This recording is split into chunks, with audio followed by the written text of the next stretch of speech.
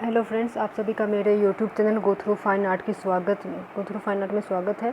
Friend, जैसा कि आप लोग को हमने कल कम्युनिटी टैब में पोस्ट किए थे कि बाग गैप पे अगर वीडियो बनाऊं तो क्या आप लोग देखेंगे, तो बहुत सारे लोगों का था कि हाँ देखना है, और कुछ लोगों ने कहा कि नहीं देखना है। तो ज़्यादा जो मुझे पोल मिले थे वो था कि हाँ देखना है, इसलिए मैं आज इस टॉपिक पे वीडियो बना रही हूँ। और ज़रूर देखें क्योंकि बहुत ही इम्पॉर्टेंट चीज़ इसमें मैं बताई हूँ, एकदम DSSB, KVS, NVS, UGC, net किसी भी एग्ज़ाम में आपको बेहिचक बिना डाउट के एक क्वेश्चन तो आएंगे। जैसे कि अगर आप DSSB की बात करें तो वहाँ पे रिवर से बहुत क्वेश्चंस आते हैं कि ये केव कौन से रिवर के पास है, ये चीज़ कहाँ है, ये किस रिवर के पास है, दायमाबाद किस नदी पर स्थित है, इस तरह से। तो ये सब चीज़ के बारे में बात करेंगे, हर एक चीज़ को। तो आइए बिना देरी किए हुए आज का सेशन स्टार्ट करते हैं। फ्रेंड्स, सेशन स्टार्ट करने से पहले मैं आप लोग से अनुरोध करूंगी कि इस वीडियो को एंड तक देखिएगा, क्योंकि आप लोग को ये वीडियो अगर पूरा देख लिए तो बाग से अगर कोई भी क्वेश्चंस आएगी तो यहीं से आएगी, इसके अलावा कोई क्वेश्चंस नहीं आएगी। इसलिए please watch this video till the end. सबसे पहले हम बात करेंगे कि बाग की जो गुफा है वो कौन सी सदी में आई। तो अजंता का आप लोग को मालूम है कि Ajanta 1st century 2nd century से ही आपका आया है, और 5th सेंचुरी 6th सेंचुरी तक जो है उसमें हमने मूर्तियाँ वगैरह, स्कल्पचर्स वगैरह और केव भी देखे हैं। तो अजंता के बाद जो है आपका, अगर हम क्रोनोलॉजी देखें तो बाघ गुफा का नंबर आता है, क्योंकि बाघ गुफा आपका 5वीं या 6वीं शताब्दी में आया। अगर हम पूरी बात करें तो 578 AD, ठीक है। बट क्या है कि 5वीं सदी में भी देखा गया है और 6ठी सदी में भी देखा गया है। ऐसा इसलिए बोला जाता है कि कोई चीज़ को अगर आप देख रहे हैं, पहचान रहे हैं, उसके बाद जब आर्कियोलॉजिकल सर्वे होता है, बहुत तरह की चीज़ होती है, तो अगर उसके अनुसार से देखा जाए तो 578 AD। तो याद आपको यही रखना है, हमने बस कंफ्यूज ना हो इसलिए बता दिए कि अजंता के बाद बाघ की गुफा 5वीं या 6ठी शताब्दी में आया। बाघ गुफा मध्य प्रदेश में है तो सभी को मालूम है, लेकिन मध्य प्रदेश में कहाँ है? तो बाघ की गुफा जो है आपका मध्य प्रदेश से थोड़ी दूर इंदौर पड़ता है, वहाँ से भी आपको थोड़ा किलोमीटर जाना पड़ेगा, वहाँ पे आपका बाघ की गुफा है। और ये आपका नर्मदा नदी, ठीक है, बिल्कुल नर्मदा नदी के पास नहीं स्थित है, बट नर्मदा नदी से ही एक और नदी है जिसका नाम है बाघिनी नदी, ठीक है। वहाँ से ही होते हुए एक और नदी जाती है जिसका नाम है बाघिनी नदी, वहाँ पे स्थित है।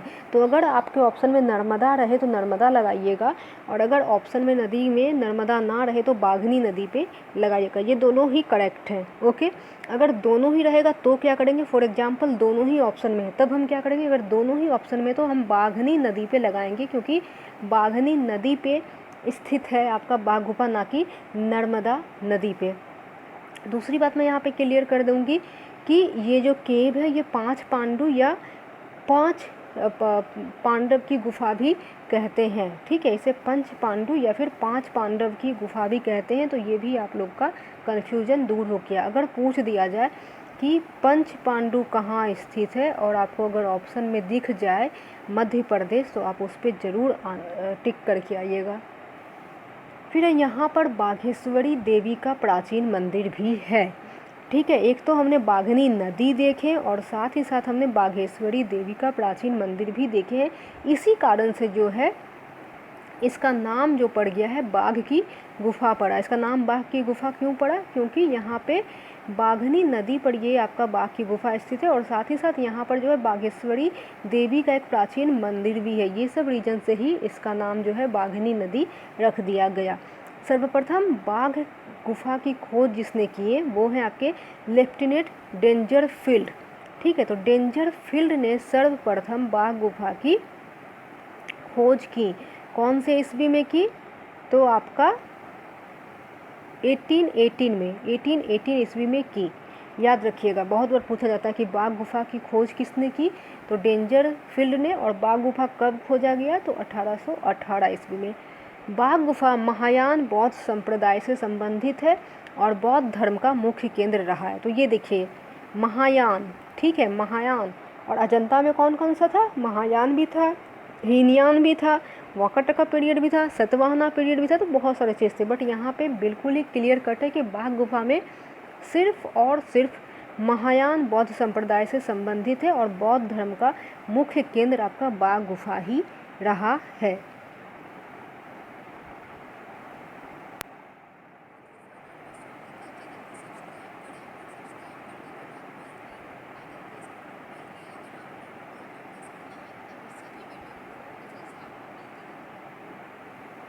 फ्रेंड्स वीडियो थोड़ी लंबी हो जाएगी बट अच्छे से समझा रही हूँ ताकि एकदम अच्छे से इसी में यहाँ पे बैठ के ही आपका जो है याद हो जाए। फिर है आपका बाघ की गुफाएं गुप्त काल के श्रेष्ठतम उदाहरणों में से है और इनकी चित्र शैली अजंता शैली के आधार पर है। तो अगर क्वेश्चन आ जाए कि बाघ की गुफाएं में जो भी हम चित्र देखते हैं वो किनसे मिलता जुलता है या किस चित्र शैली के आधार पर है, तो बेहिचक आप अजंता शैली लगा दीजिएगा। और इसलिए भी याद रखना है क्योंकि अजंता के बाद ही बाघ शैली आई है, इसलिए भी थोड़ा सा अजंता का उस पर प्रभाव और उसके चित्र शैली का आधार रूप देखा जाता है। नेक्स्ट है बाघ गुफा में कुल 9 गुफा थी। जैसे कि आप लोग को पता है कि अजंता में 30 गुफा थी, तो बाघ में केवल 9 गुफा थी और सारे ही विहार गुफाएं थी। सारे ही जो क्या थी, विहार गुफाएं थी। आप लोग हमें कमेंट करके बताइएगा, हमने अजंता की फुल वीडियो बना दी हूँ, मुझे कमेंट करके बताइएगा कि अजंता में कितनी गुफाएं बिहार है। ठीक है, कौन कौन सी गुफाएं बिहार है, बिहार जो गुफा है वो कौन कौन सा है ये आप लोग हमें बताइएगा। और चैत्य गुफा कौन कौन सा है, कितने चैत्य हैं और कितने विहारा हैं, ज़रूर बताइएगा कमेंट करके। नेक्स्ट है, देखिए यहाँ पे ये भी क्लियर हुआ कि बाघ गुफा में 9 गुफा थी और सभी बिहार गुफाएं थी, यानी कि यहाँ पे कोई भी चैत्य नहीं था, यहाँ पे कोई भी प्रेयर हॉल नहीं था, यहाँ पे जो भी थे सारे ही लिविंग हॉल थे। नेक्स्ट है बाघ गुफाओं के 9 गुफाओं में 5 गुफा महत्वपूर्ण और विख्यात है। 5 गुफा जो है आपको 5 गुफा जो थी वो बहुत ही विख्यात और महत्वपूर्ण है। और अगर देखा जाए तो 9 गुफा मेंशन जरूर है बट सारे ही हैं नहीं, बहुत सारे क्षतिग्रस्त हो चुके हैं जिसका कोई अस्तित्व भी नहीं है, बट 5 गुफा अभी भी है। तो आइए हम उसमें से देख लेते हैं कौन कौन सी गुफा का क्या नाम है। सबसे पहली गुफा का जो नाम है वह है गृह गुफा। दूसरी गुफा को हम लोग गुसाई और पंच पांडु कहते हैं, गुसाई या पंच पांडु, तो दोनों ही नाम याद रखिएगा। पहली गुफा गृह गुफा, दूसरी गुफा गुसाई और पंच पांडु। तीसरा तो बहुत बार पूछा गया और चौथा भी बहुत बार पूछा गया है एग्जाम में। तीसरा है आपका हाथी खाना गुफा, चौथा है रंगमहल और 5वां है पाठशाला। एक बार फिर से मैं बोल देती हूँ, लिख लीजिए, नोट डाउन कर लीजिए अपने नोटबुक में। पहली गुफा गृह गुफा, दूसरी गुफा गुसाई और पंच पांडु, तीसरी गुफा हाथी खाना, चौथी रंगमहल और 5वीं पाठशाला। प्रथम गुफा में किसका चित्र हम देख सकते हैं, अभी देख लेते हैं। प्रथम गुफा में गृह गुफा बौद्ध भिक्षुओं के निवास हेतु बनाई गई थी। ठीक है, तो यह जो है बौद्ध भिक्षुओं के रहने के लिए बनाई गई थी और इस गुफा में किसी भी प्रकार का मूर्ति या चित्र नहीं पाया गया। यहाँ पे सिर्फ लोग रहते थे, सिर्फ बुद्धिस्ट जो है वो रहते थे, कोई भी मूर्ति या चित्र नहीं पाया गया है। नेक्स्ट है दूसरी गुफा, जो कि आपको हमने बता दिए हैं कि इसे गुसाई अथवा पंच पांडु की गुफा के नाम से भी जाना जाता है, जो पूर्ण रूप से चित्रित थी, परंतु अब यहाँ चित्र नहीं है क्योंकि जो भी चित्र थे वो सारे ही क्षतिग्रस्त हो चुकी हैं। तीसरी गुफा है, यह भी बहुत ही इम्पोर्टेंट गुफा है आपका तीसरा और चौथा, रट लीजिएगा इसे। तीसरा है आपका हाथी खाना गुफा। यह गुफा बहुत ही महत्वपूर्ण है, जिसे हाथी खाना यानी कि एलिफेंटा केव भी हम इंग्लिश में कहते हैं। यहाँ भी बुद्ध एवं बोधिसत्वों के चित्र थे, परंतु अब केवल आभा मंडल ही शेष है। तो जो भी चित्र थे वहाँ पे केव नंबर 3 में वो सारे ही क्षतिग्रस्त हो गए और सिर्फ जो अभी आप देख सकते हैं प्रेजेंट टाइम में वो है आभा मंडल। चौथा है रंगमहल, बहुत ही विख्यात है और इसे हम हॉल ऑफ कलर्स भी कहते हैं, इंग्लिश में हॉल ऑफ कलर्स भी कहते हैं चौथी गुफा को, और तीसरी को एलिफेंटा केव भी कहते हैं यानी कि इंग्लिश में। तो बाघ गुफा की यह गुफा बहुत ही विख्यात है, इसे रंगमहल या फिर हॉल्स ऑफ कलर कहते हैं।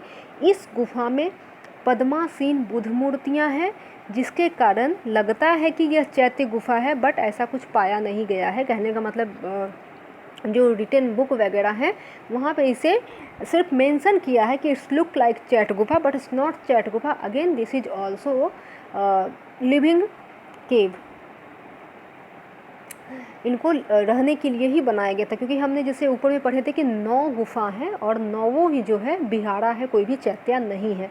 तो बाघ हो गया यहाँ पे। बट ये याद रखिएगा कि चौथी जो गुफा है रंगमहल, उसमें कौन सी मूर्तियाँ हैं, तो पद्मासीन बुध मूर्तियाँ। हो सकता है पूछ दिया जाए कि कि बाघ गुफा की जो चौथी नंबर गुफा है उसमें किस प्रकार की मूर्तियाँ हैं, तो आपको याद रखना है पद्मासीन बुध मूर्तियाँ। और ये लगता है कि चैत्य गुफा है। बाघ गुफा के चौथे दृश्य में 5 गायिकाओं के चित्रों में केवल कमर तक का भाग शेष बचा है। यानी कि अगर ये आपका ह्यूमन फिगर है तो सिर्फ इतना ही बचा हुआ है, सिर्फ इतना ही बचा हुआ है, कमर तक ही बचा हुआ है, पैर वगैरह नहीं देख सकते हैं, वो भी क्षतिग्रस्त हो गए हैं। कैसे बनाया गया है, तो केंद्र वाली स्त्री के हाथ में वीणा जैसा वाद्य यंत्र है। चित्र में अजंता की तरह ईरानी नीला रंग भरा गया है। तो अजंता में भी जो कलर हम देखते थे वो नीला रंग, ईरानी नीला रंग था, और यहाँ पे भी ईरानी नीला रंग का ही उपयोग हुआ है। इसलिए कहते हैं कि बाघ गुफा में जो भी चित्र बनाई गई हैं उनकी आधार जो है, शैली जो है, वो अजंता से मिलती जुलती हैं। फ्रेंड्स, अगर वीडियो पसंद आ रही है तो बेहिचक लाइक कर दें, अपने दोस्तों के साथ शेयर करें और कमेंट बॉक्स में लिखना ना भूलें कि ये वीडियो कैसी लगी, हेल्पफुल रही या नहीं रही। और अगर आप लोग में से किसी को भी नोट्स चाहिए तो आप हमें ईमेल कर सकते हैं, ईमेल के थ्रू मैं नोट्स प्रोवाइड करती हूँ। बतौर आपको थोड़ा सा जो है पे करना होगा। ईमेल आईडी हम डिस्क्रिप्शन में मेंशन कर देते हैं, आप देख लीजिएगा। 5वें दृश्य में नृत्यांगनाएँ एवं वादिकाएँ अंकित हैं। तो ये पूरा चौथा गुफा के बारे में हम बताए हैं कि उसमें क्या क्या अंकित है। 5वें दृश्य में, यानी कि इसमें जो था दृश्य द्वारा दिखाया गया था। फर्स्ट, जैसे हम लोग कहते हैं ना first story, second story in English, तो यहाँ पे first scene, second scene, third scene, जैसा कि हमने अजंता में भी पढ़ा था। नृत्यांगना एवं वादिकाएं अंकित है। इतना याद रखने की ज़रूरत नहीं है, आप इतना तक भी याद रखेंगे तो चलेगा, बट क्वेश्चंस कहाँ से पूछ दे इसलिए मैं डिटेल में बता रही हूँ।